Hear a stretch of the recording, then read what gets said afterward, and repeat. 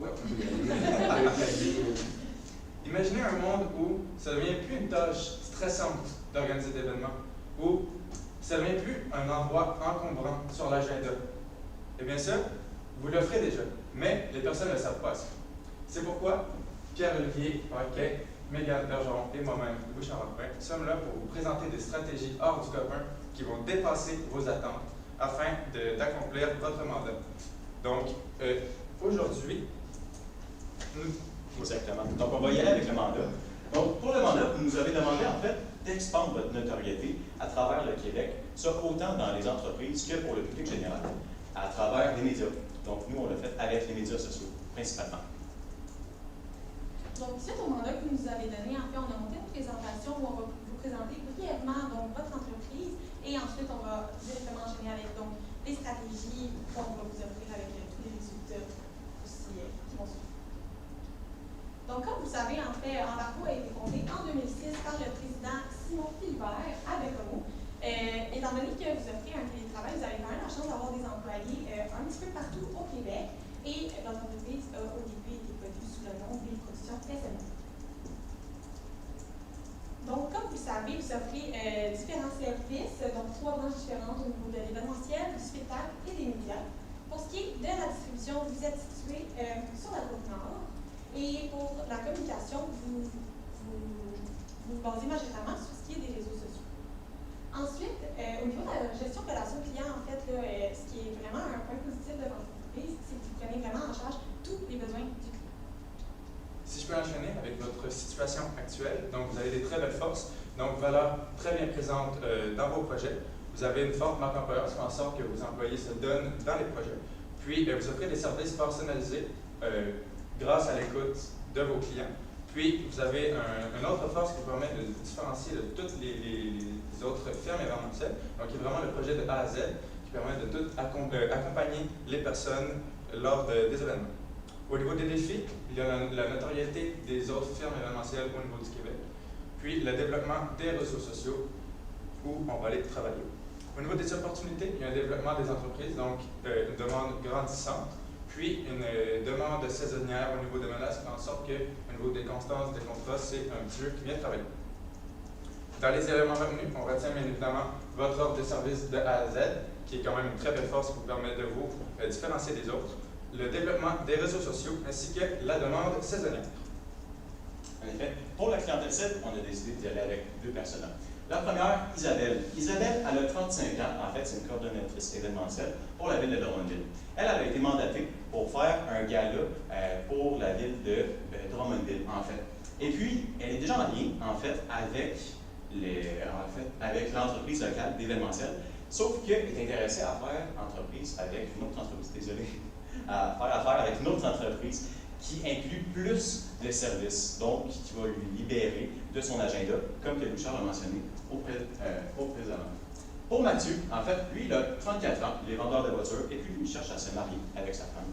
Et il recherche un organisateur de confiance qui peut organiser son mariage en toute simplicité dans son agenda aussi. Parce que sachant que ces 2 personnes travaillent beaucoup, ils n'ont pas tant de temps. Désolé, ça c'est pas tant bien. Ils n'ont pas de temps pour s'occuper de celui-ci. Donc, ils cherchent quelqu'un de confiance à faire affaire avec. Pour l'axe de communication, on a décidé d'y aller avec Embarque dans 3 petits points, avec Embargo. Donc, ça ici, on va mettre ça, vous allez mettre ça dans vos publications de réseaux sociaux. Qu'est-ce que vous allez mettre dans les 3 petits points? C'est vos valeurs. Donc, embarque dans la confiance, embarque dans la solidarité, embarque, qu'est-ce qui vous définit en fait? Puis ça va aller chercher les personnes qui vont voir les publications. Donc, c'est quelque chose de vraiment intéressant à ce point-ci. Donc, pour y aller avec les résultats attendus, ça c'est en ce moment. Vous avez 1000 abonnés au niveau de Facebook, 39 au niveau d'Instagram, 6 au niveau de YouTube, puis 419 pour LinkedIn. Ce qu'on va aller chercher, c'est 15 000 abonnés au niveau de Facebook, 10 000 abonnés au niveau d'Instagram, puis 5 000 au niveau de LinkedIn. Puis, on a retiré YouTube, comme vous avez pu le voir, puisqu'on va se baser uniquement sur ces 3 stratégies-là avec les personas qu'on a choisis. Puis également, grâce à ces 3 augmentations d'abonnés-là, on va aller chercher également une augmentation du taux de conversion de 20 %. Donc, pour y aller avec Facebook, voici comment on va faire pour le taux de conversion. Pour Facebook, on va vraiment aller viser les Mathieu de ce monde. Donc, les gens qui cherchent un peu à connaître l'entreprise. Le Mathieu, comme il l'a expliqué, il cherche à faire son mariage, puis il est un peu stressé, puis il a besoin de quelqu'un de confiance. C'est là que vous allez entrer en jeu à l'aide des publications Facebook. Donc, on va aller chercher, vous allez chercher en fait 2 publications par semaine grâce à votre équipe de communication. Puis c'est vraiment grâce à ces 2 publications-là que vous allez pouvoir aller chercher Mathieu en mettant de l'avant les souvenirs, les émotions, puis créer l'image mentale de votre entreprise avec le A à Z. Exactement. Donc, c'est là où est-ce que Mathieu va vraiment voir son événement, son mariage, il va voir le fameux jour. Tout autant le fameux jour que le processus. Donc, c'est là que ça va être 2 publications. Donc, le processus ainsi que la belle journée tant attendue. Et c'est un fait intéressant aussi. Ça va être de demander à la personne qui s'occupe des communications de s'intégrer dans des groupes Facebook d'événementiels. En fait, des événementiels tels qu'on peut parler de Noël, on peut parler de mariage, justement. Donc, ça va faire en sorte d'alimenter, en fait,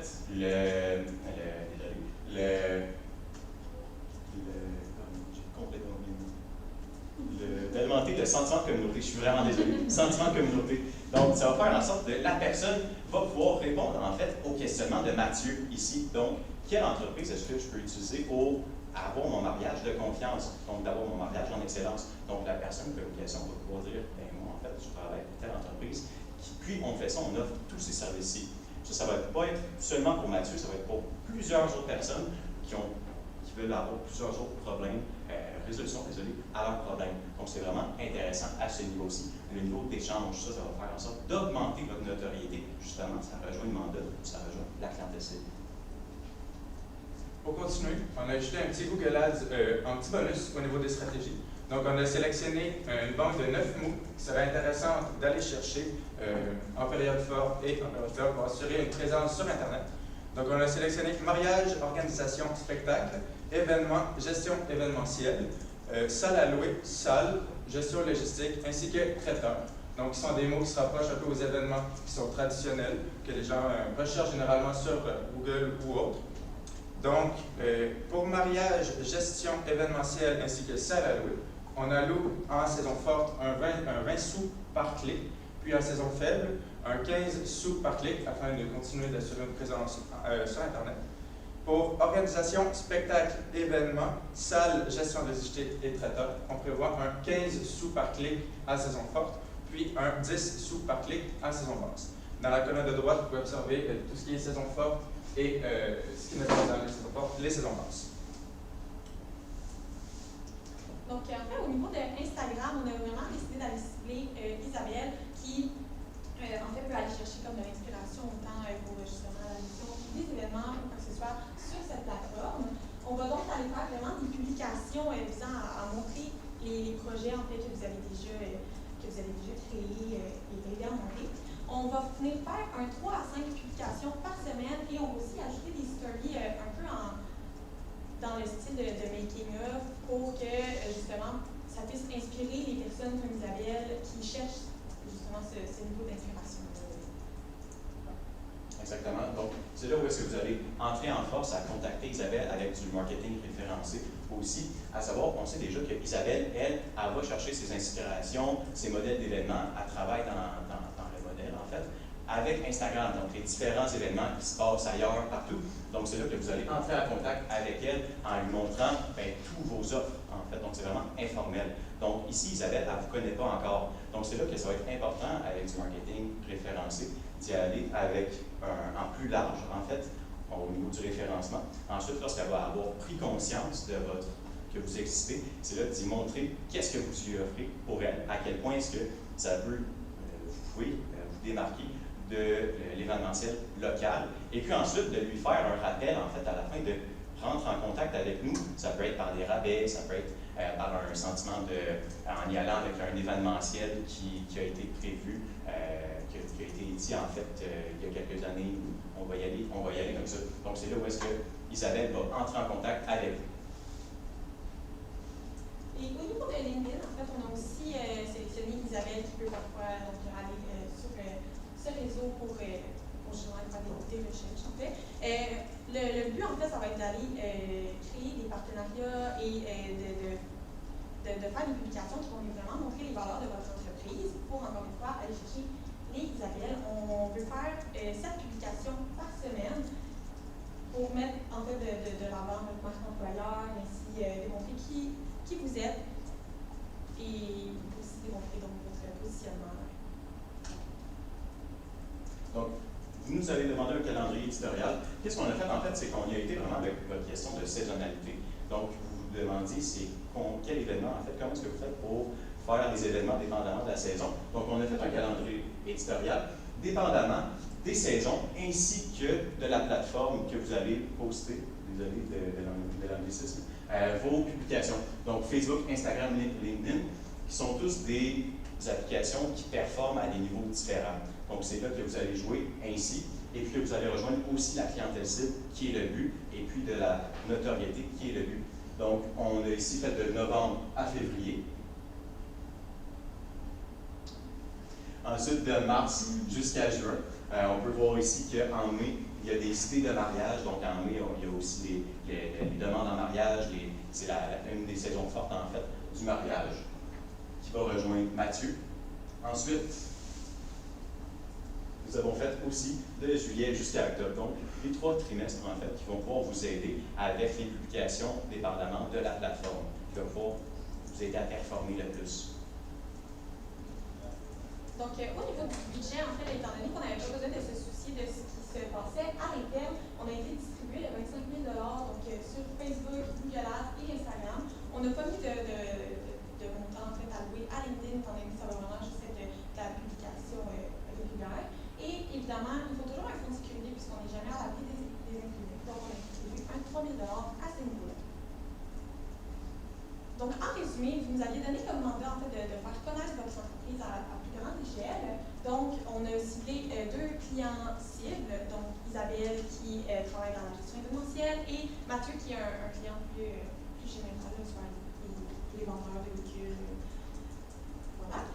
On a ciblé donc Isabelle avec Instagram et LinkedIn et on est allé cibler Mathieu avec Facebook. On est capable de mesurer en fait les performances grâce aux interactions, aux nouveaux abonnés, aux nouveaux contrats que vous allez recevoir, ainsi que selon le nombre de visites sur le site internet, puisqu'il va y avoir des call to action, puisque le client c'est vraiment pour cliquer sur le lien sur les publications. Et pour revenir aux résultats que mon collègue Michel avait précisé un petit peu plus tôt, on va donc aller augmenter le nombre d'abonnés sur les réseaux, on va augmenter le taux de conversion de 20% et on va aussi aller chercher donc, une meilleure notoriété au Québec, ce qui était en fait le plan numéro 1. Donc, c'est ce qui conclut nos stratégies. On croit fortement qu'ils sont utiles, qu'ils viennent toucher directement votre mandat. Et puis, est-ce que vous avez des questions?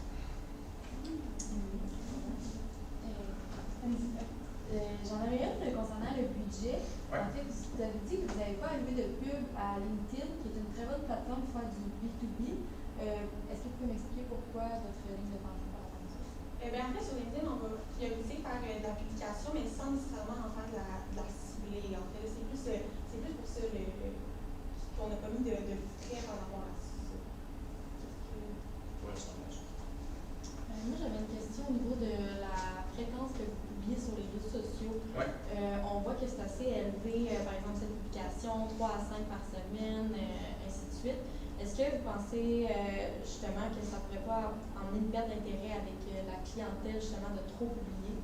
En fait, ce qui est intéressant avec LinkedIn, c'est qu'il n'y a pas de maximum en fait, de publications. Ce qui se passe, c'est que l'algorithme ne va pas manger vos publications, ne va pas faire en sorte qu'une publication va être moins performante parce que vous publiez plus en fait, dans une journée. Donc, c'est pour ça qu'on a été vraiment à 7 par jour LinkedIn pour avoir le plus de retombées sur cette plateforme-ci. Facebook, c'est vraiment la quantité qui est recommandée, en fait, 3 par semaine pour éviter, justement, comme que j'avais parlé, le concept d'une publication va en affecter un autre sur le niveau de la performance de celle-ci. Donc, c'est à quel point, justement, on va y aller là-dessus. Puis Instagram, c'était combien de... C'était 3, oui. En fait, c'est le même concept un petit peu avec Instagram, sauf que ce qui est intéressant, c'est les stories, ça, vous pouvez en mettre vraiment comme que vous voulez. C'est vraiment quelque chose qui est intéressant. En plus, avec votre clientèle cible, qui peut se rattacher beaucoup avec justement ces stories-là, qui peut voir comment est-ce que vous avez fait les choses, comment est-ce que ça marche. En parlant de clientèle cible, pourquoi avoir dédié une bonne partie de la stratégie à Mathieu, qui est un consommateur, alors que nous, notre cible, c'est vraiment une cible commerciale, fait qu'on est vraiment plus dans le B2B, on fait pas vraiment le B2C. Eh bien, en fait, on est allé vraiment cibler, donc dans le mandat, en fait, il était vraiment précisé d'aller autant chercher la clientèle en B2B, mais aussi aller faire connaître votre entreprise à une échelle plus publique. Donc, c'est ça, en fait, qu'on est allé cibler à ce niveau-là. Faire connaître votre entreprise, que quelqu'un puisse voir une publication, puis il se dise, ah, mais est-ce que c'est un bateau qui a fait cet événement-là, puis il fasse automatiquement le lien et ensuite le bouche à Ce qui est intéressant aussi avec Facebook, c'est que c'est non seulement des personnes comme Mathieu qui vont avoir de l'intérêt, mais ça peut être aussi des personnes de chefs d'entreprise qui cherchent des idées de salles à louer pour en fait des parties de Noël, des soirées de bureau. Donc c'est quelque chose qui peut se rattacher aussi, bien sûr, à Mathieu pour dans les groupes, sauf que ça peut se rattacher aussi au directeur de l'entreprise. Moi, j'ai une question sur vos choix de médias. En fait, vous avez éliminé complètement YouTube, puis on a eu plusieurs aussi équipes qui nous ont présenté aussi TikTok.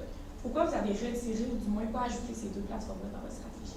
En fait, qu'est-ce qui se passe avec TikTok, c'est que l'algorithme n'est pas vraiment, est pas la meilleure pour la notion de notoriété. Donc, la notoriété ici, on parle Facebook, lui, il va se faire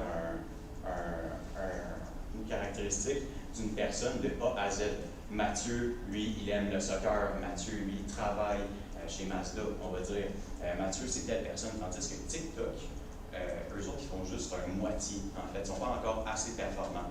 Donc, au niveau de la notoriété, c'est là qu'on n'a pas été là-dessus. On a voulu aller sur Facebook pour vraiment bonifier l'impact que ça va faire. OK. Puis YouTube, même principe, dans le fond? Exact. OK, parfait. Puis vous avez parlé tantôt rapidement de call to action. C'est quoi vos call to action sur les 7 publications par jour, sur autre chose? Avez-vous des idées claires un peu en tête de où on peut ramener les gens? Ça va être sur votre site Internet. Donc, le coût de conversion qui va suivre par la suite, puis qui va faire en sorte qu'il va demander une demande pour vous contacter, puis qui va devenir partenaire par la suite avec vous. Et encore là, d'un réseau à l'autre, en fait, il peut y avoir un lien directement vers des communautés directement sur votre page Facebook, que ce soit pour aller chercher vraiment avoir une plus grande communauté sur Facebook et ensuite que le monde soit peut-être plus dirigé sur les autres réseaux. Parfait. Vous avez parlé là, de rejoindre des communautés, des groupes Facebook que je pourrais faire, c'est que je pourrais rejoindre ces groupes-là. Ouais. C'est quoi la plus-value? Qu'est-ce que je fais moi sur ces groupes-là? Exact. Dans le fond, c'est vraiment le sentiment de communauté, puis d'interagir avec ceci. Donc, c'est de démontrer votre expertise au-delà de l'entreprise, vraiment de la personne en tant que telle. Puis le but, c'est de devenir leader d'opinion, je veux dire, dans ces groupes-là. Donc, telle personne va écrire en commentaire, prends cette salle-là parce que, et puis il y a d'autres personnes qui vont pouvoir en suivre par cette décision-là. Donc, c'est vraiment un pouvoir d'influence qui est très important. Excellent. Nous avons complété la période de questions. Merci beaucoup. Merci. Merci.